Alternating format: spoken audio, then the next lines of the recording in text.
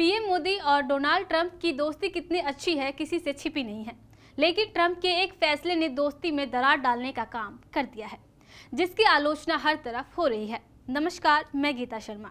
दरअसल 27 अगस्त यानी कल अमेरिका ने भारत पर 50% टैरिफ लगा दिया है, जिसका असर भारत के बाजारों में देखने को मिल रहा है। सबसे बड़ा सवाल यह है कि आखिर किन किन क्षेत्रों पर इसका सबसे ज्यादा असर पड़ेगा।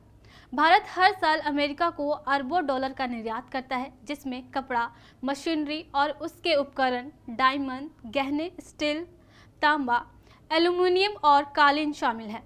अब जब इन वस्तुओं पर टैरिफ बढ़ा दिया गया है तो उन उद्योगों के कारोबारों पर सीधा असर होगा।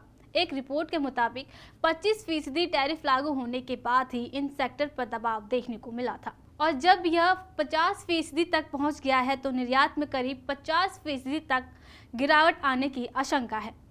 इस टैरिफ का असर केवल बड़े उद्योगों तक ही सीमित नहीं है, बल्कि इससे जुड़े छोटे और मध्यम स्तर के कारोबारों पर भी होंगे। उदाहरण के तौर पर सूरत, नोएडा जैसे औद्योगिक केंद्रों में पहले ही प्रोडक्शन घटने की रिपोर्ट्स सामने आ चुकी है। जोधपुर के हैंडीक्राफ्ट और फर्नीचर उद्योग पर भी इसका सीधा प्रभाव पड़ रहा है।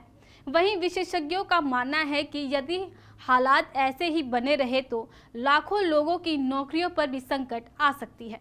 इतना ही नहीं, अब इसका असर भारत के शेयर बाजार पर भी दिखने लगा है।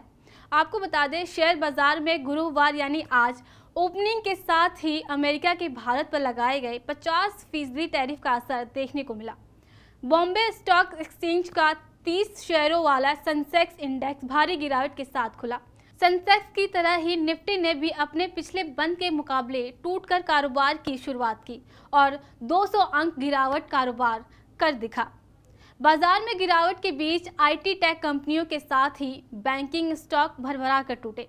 हालांकि शुरुआती तेज गिरावट के घंटे भर बाद सेंसेक्स निफ्टी रिकवरी मोड में आते नजर आई। कुल मिलाकर ट्रंप सरकार के इस कदम से भारत अमेरिका व्यापार संबंधों में तनाव बढ़ता नजर आ रहा है। भारत को इस संकट से निकलने के लिए अपने उद्योग को मजबूत करने और नए बाजारों में पैर जमाने की जरूरत होगी। वहीं इस चुनौती को अवसर में बदलने के लिए सरकार और उद्योग जगत को मिलकर काम करना होगा। इस पर आपकी क्या राय है, हमें कमेंट बॉक्स में जरूर बताएं।